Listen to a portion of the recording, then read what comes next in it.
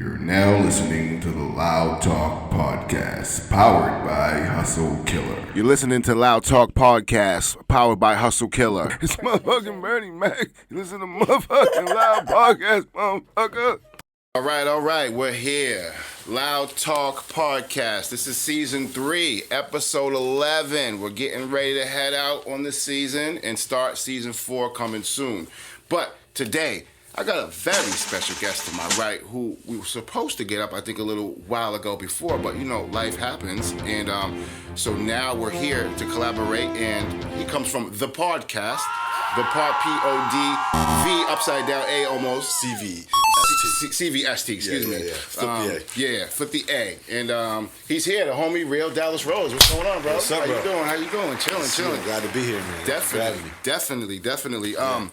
So right off the rip, I like to get, viewers familiar, like who you are and where you're from. Yep. I know you're originally from Brookline, Correct. Massachusetts, right? Yep. Yeah, okay. And how old are you? 43. 43. Okay, yeah. Yes. Finally, got somebody in here of my age bracket. You know what I'm saying? But along with age comes a lot of wisdom, which I can see that you absorbed through doing my research. Okay. And so you have the podcast, it's called, Yep. and you co-host that with Fame Jackson. Correct. Shout out to Fame Jackson. Hopefully we can chop it up sometime. Yep. You have over 100 episodes. Yeah. Yeah. So originally, how did you and Fame come together to form this podcast? Is it like you guys knew each other previously? Or? Yeah. So, she's an artist, I'm a producer. Okay. And so we were making music together, and, literally after a session one day, we were kind of just chilling out, and she was like, hey, I want to do a podcast. Right. And I was like, all right, hang on a sec. Yeah. And then, set up the mics, and 5 minutes later, we started the first episode. Yeah. So kind of just you dove, head first. Yeah, we've done it pretty much every Wednesday since then. Right. Because I feel like nowadays podcasts accompany music, especially hip hop music nowadays. Yeah, I mean, it's a good thing for a creative to be doing, I think, because it's an easy way to generate content. Yeah. And get your personality out there. Absolutely. You know what I mean? And it's kind of look at it as we hang out in the studio all the time anyways and shoot the shit and laugh, and there's funny moments and all this stuff, and we have new people down and we meet them, we find out about them. It's and then we got all the gear. Yeah. So it's just line it up. Might as well document it and put it all down. Yeah, right. fun, Yeah. So you gotta make sure you check out their podcast on YouTube. The High Street Music YouTube channel. High Street, we're gonna get to that too. Yeah.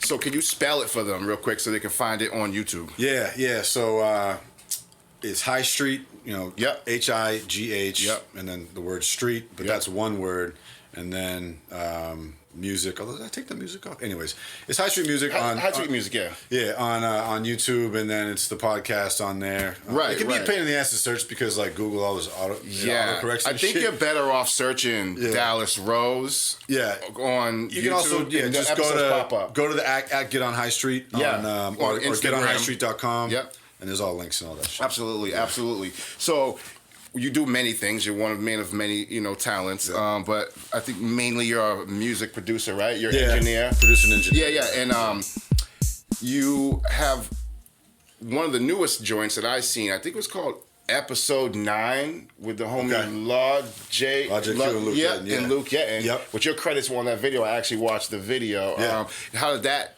collaboration come through? Just from natural engineering? Yeah, those guys I've made a lot of music with, thankfully. They're both super talented. Yeah. But no, so it's episode 9 because it's part of a series, right? So I dropped a compilation in October of, it's an album, it's 12 songs featuring all different artists from around Boston and the area.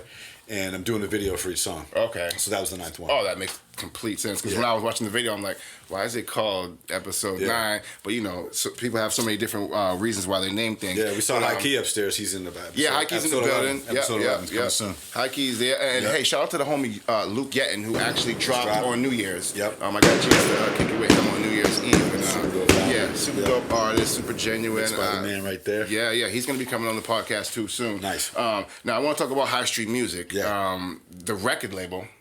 Yeah. Well, it's technically. So it's it's kind of it's something different than like a standard record label. Yep. You know, like primarily, like we're not really interested in signing artists. Yeah. Like I don't really believe in that anymore. You know what I mean? It's not necessary. Like I think that, you know, artists should be independent, or if they're not, they're always like, oh man, I can't wait to get out of my deal and I can do what I want. So it's like, let's all stay independent, because I think that's where I think record labels, like the old model, is dying, and it's going to be going much more towards independence and distribution. Like, and people still need funding, right? So, but you can get independent funding, you can get investors and shit like that as an artist, and then just 100%. Take that money and do what you want with it, kind of. So that's where I see things going. So that's the primary thing, is that we don't try to do that with people, because we believe really strongly in independence.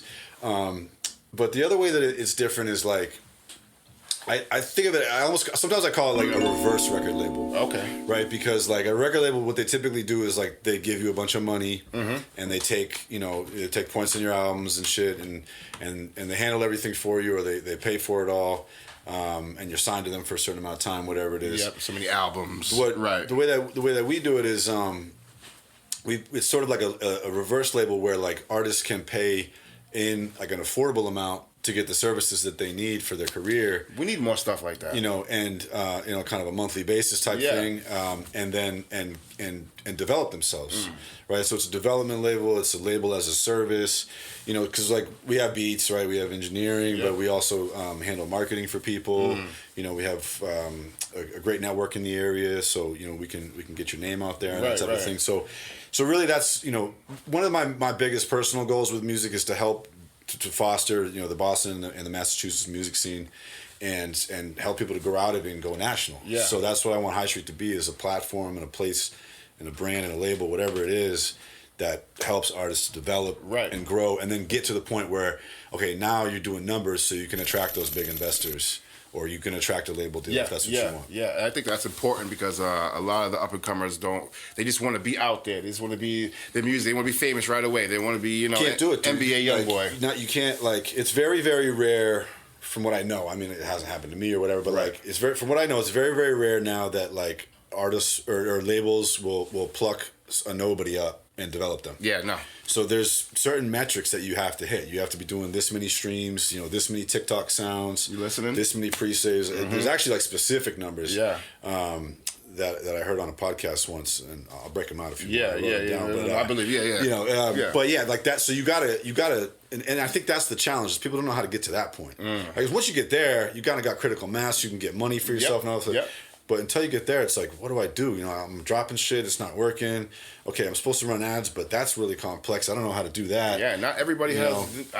Getting hit up with scams all the time in your DMs and shit, and so it's like you never know. It's hard to sort out. So you know, what we try to do is to take the artist at that level and say, like, you know, this is how you should move, right? Because like we have some experience with it and stuff like that. Yeah, and try to help them grow, man. Wow. Yeah. Hey, listen, if you're an artist that feels like, you know, you can fit the bill of what he just said, and you're willing to listen and help, you know, get pointed in the right direction, definitely holler at the real Dallas Rose. He definitely makes it happen.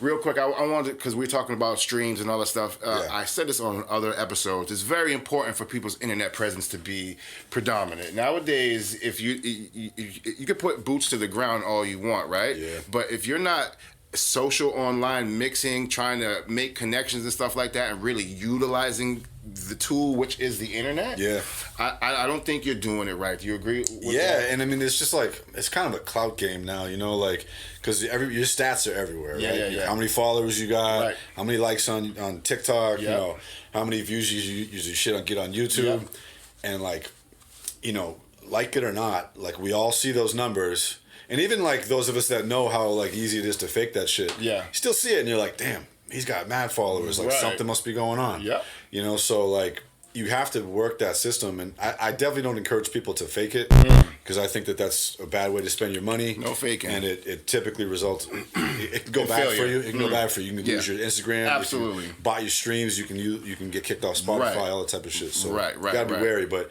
you do have to get your shit up. Yeah. And it's very important. And appear busy and appear like you got something going on. Right.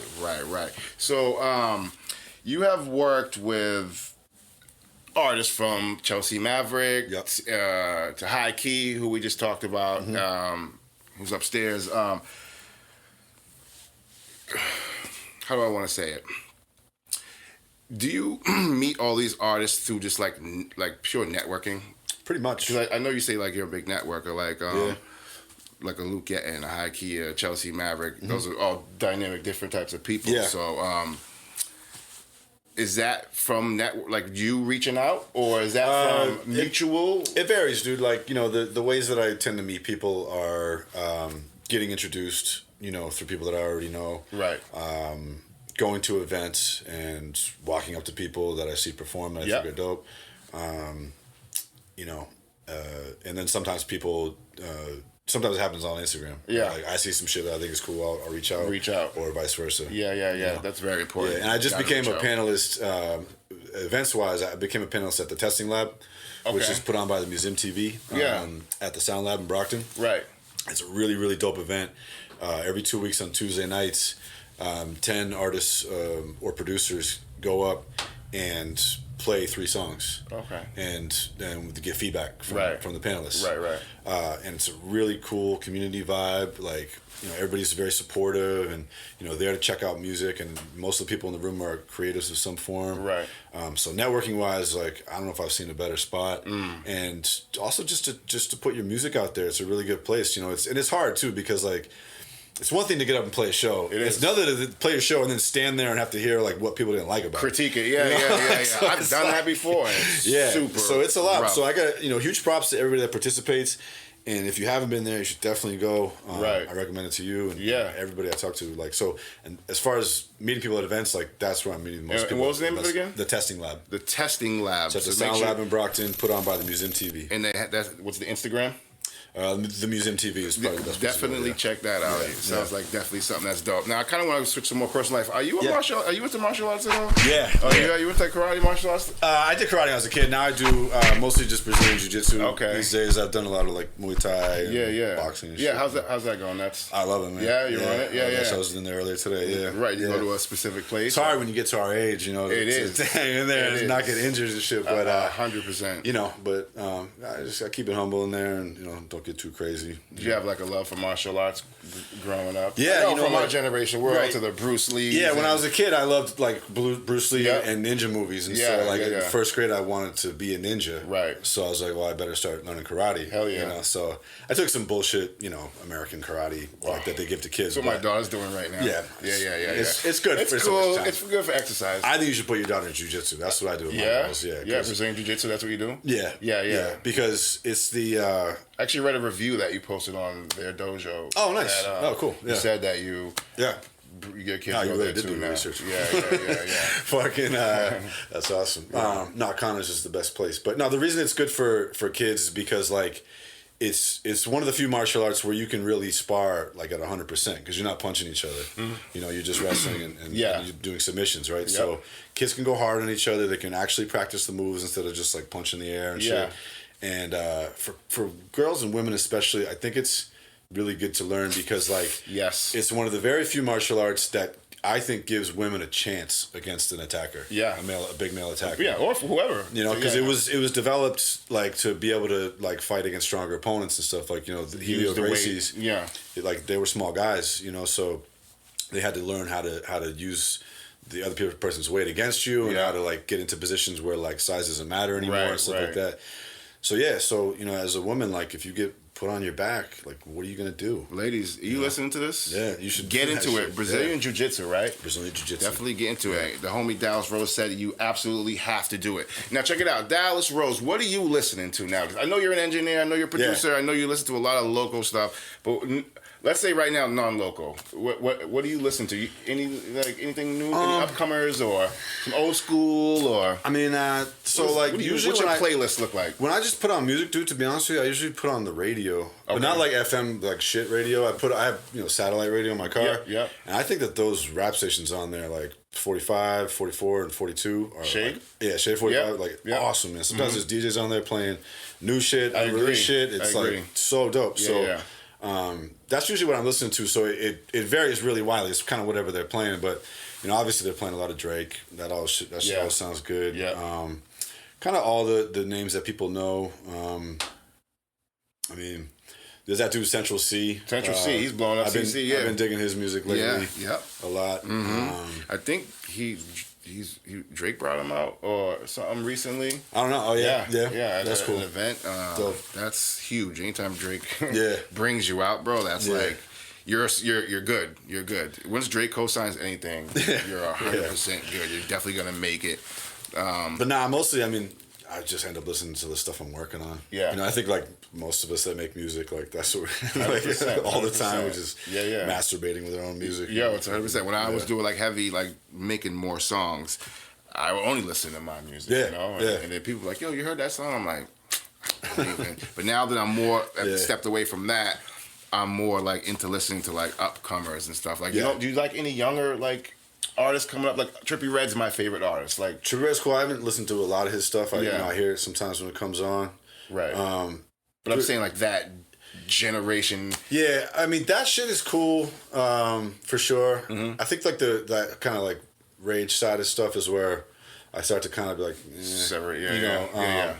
But I love all types of new music. I mean, I'm always trying to hear new shit. I don't go digging a lot, you know, like I probably should. Yeah. I just kind of let shit come. Right. Radio mostly, you know. Yeah. There's a lot of upcomers. Like I'm listening to I don't know if you heard of him, Yeet. Yeah, I checked this shit out. Yeah. It's I mean, that's cool sound. Most of the people my age, they be like, shit off, bro. I don't want to hear that shit. I'm like, listen, I like new music. I like new music too. Yeah, you know, I love that feeling of hearing like a dope song for the first time. Right. And I like the Coles and the Kendricks, like the lyrical spitters. But I think I'm more into like vibing nowadays. You know what I'm saying? With music. So let me see. Around Massachusetts, right? And I think you'd have a good input in this. What do you think local up-and-coming artists can do to improve their chances of success to try to be, amongst the industry? Not elite, just in the industry where they want to be, you know? So, I mean, the biggest problem I see with people is that they don't drop enough. You know, everybody's always like, check out this unreleased shit that's on my phone. And I'm like, cool, but like... I was a victim of doing that for a while, No, I mean, I do the same shit. I hang on. That's why I put that album out, because I started to pile up these songs, and I'm like, okay, these artists don't know what they're going to do with it, so I'm just going to put this shit out. Yeah, and what's the name of that? For the Love. For the Love. Yeah. Make sure you check Definitely that out. check that shit out. And is the homegirl Naughty part of that? Naughty was not. No. Okay. I met her... Well, I guess I met her around that, but like, no. Yeah. That was in your. We just did the Christmas song. Yeah. I seen it. That was pretty funny, actually. That was fun. Check that out. Did you help with the video, or you recorded it? Yeah, no, I made the beat so like the video was 2 songs. Yeah, I made the beat for the first one. Right. We recorded it before she came on the podcast that night for the Christmas special. Okay. And then we shot the video right after the Christmas special. Yeah. I didn't get to do the video. She had her guy Santos do it. Yeah. And her name is Naughty. Just Naughty. Naughty. Naughty. 2 Y's. Yeah. Naughty with 2 Y's. Check her out. But anyway, so I asked you, what do you think people can be more to be more successful for themselves, so they don't look like spending all their money and doing all and letting themselves down at the end of the day when things don't go right. So drop, first of all. Yes, like you said, drop music. Yes. And the recommendation that I hear over and over from Spotify official and shit like that is to drop a single every 4 to 6 weeks. 4 to 6 weeks, a good single, good single every 4 to 6 weeks, because that's what they're gonna start. Then they're gonna start to algorithmically promote you, momentum, right? And then and that's when they'll pay attention to you for the editorial playlist. So you need to upload your shit at least 3 weeks in advance. Use the pitch to playlist feature, and you can do that on Spotify. I think you can do it on Apple, and now you can do it on Amazon also. Okay, but you have to go on the Spotify for artists. Okay. Yeah. It's very simple once you get in there. Do that regularly. Number 1. You have to be doing that. Yes. And then I think you need to be making a video for each of those songs. 100%. And it doesn't have to be a big, expensive music video. Be a visualizer. You just need something more than the cover art. Right. Because like when you're coming up and you don't have fans, or a lot of fans, or you're trying to get more fans, like nobody's clicking on your cover art if they don't know about you. 100%. Unless it's like crazy or some shit. Yeah. But in general, dude, like I don't know if I've ever been scrolling on Instagram, seen somebody I wasn't familiar with post cover art and been like, oh, I'm gonna go check that out. Right, no, of course. But lots of times I've stopped and watched a video and been like, that's dope. That's it. Right?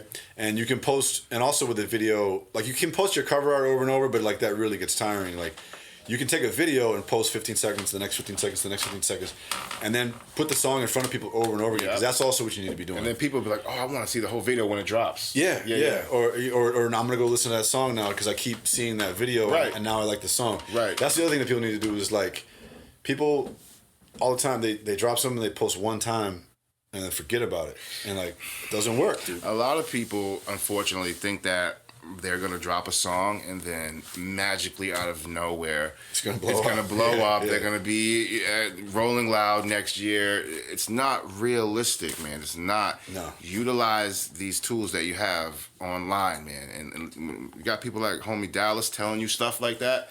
Really pay attention because it's really important. You know what I'm saying? I like that. That was definitely some great insight. The next thing to do is to whatever marketing budget you have, run ads. Yes. You know, ads.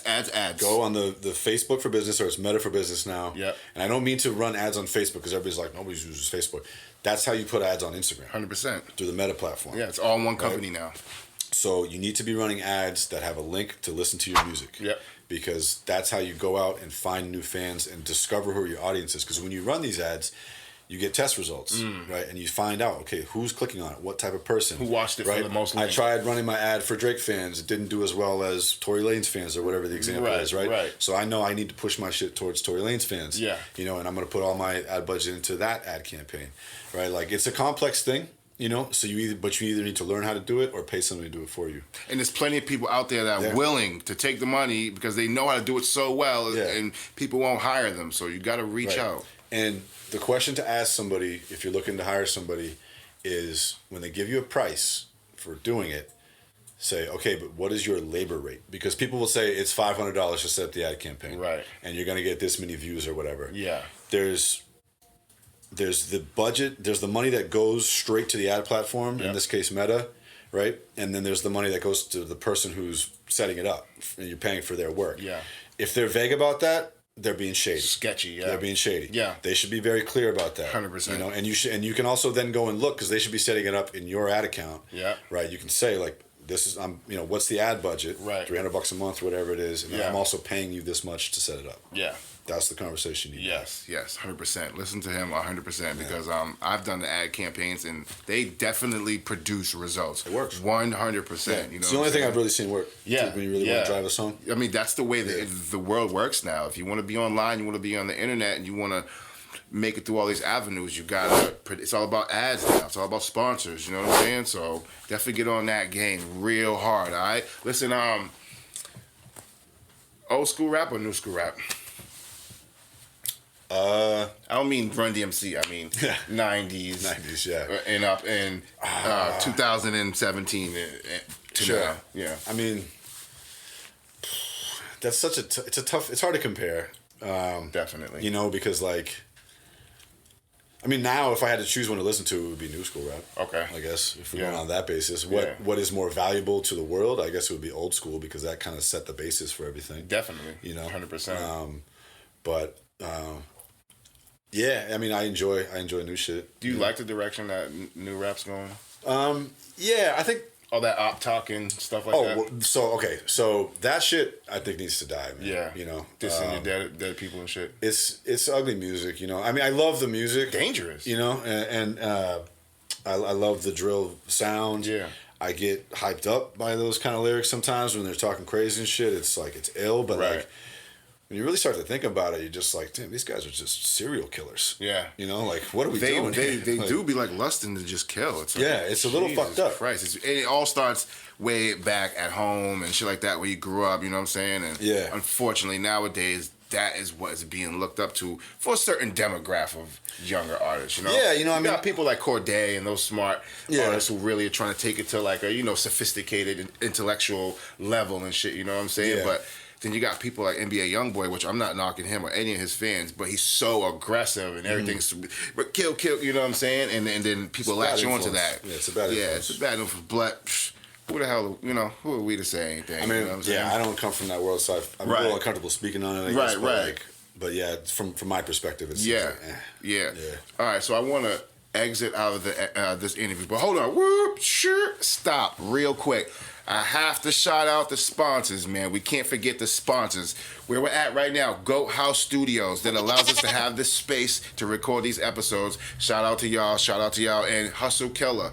Always, the wheels don't turn without those two right there. So I gotta thank the sponsors as always. Now, at the end of this episode, Dallas Rose, I would really like you to tell people what's your message to the world, not to the industry, to the world, because we live in a crazy world right now, and a lot of division going on in our country and stuff like that, in the world, period. Yeah. What would be your message if you were the president, everyone could hear you on their TVs? What would be your main message to people? To people, to the world. I would say something like listen. Yeah. To each other. Listen to what people are saying, and try to understand, their opinion and where they're coming from. Yeah. I think too often, especially these days, people are coming from a place of extreme bias. And when they listen to somebody else talking, they're not really listening, they're just waiting for them to finish so that they can say what they want to say and try to try to convince the other person that they're right. Right. And, debates should be much more about making sure that the other person understands what you're trying to get across, and that you understand the other person's perspective. Not a contest of who's right. Right. Hey, I couldn't have asked for a better advice right there. This is the homie Dallas Rose right here. Check him out on Instagram. Check him out on Facebook. Check him out on YouTube. Well, High Street Music. YouTube, yeah. YouTube. On the High Street, is that the Instagram? Get on High Street. Get on High Street on also, Instagram. GetOnHighStreet.com. GetOnHighStreet.com. Dallas on Rose. Spotify, all that. Make sure you check it out. And definitely check out his podcast, all right? It's called The Podcast. And if you go to his Instagram, you're definitely going to find it, all right? Yo, listen, this is episode 11, season 3, all right? And we're going to wrap up this episode with the legendary Real Dallas Rose. Thank you so much. No, I mean that. For real, all right? And we out here. Beep, beep, beep, beep, beep, beep.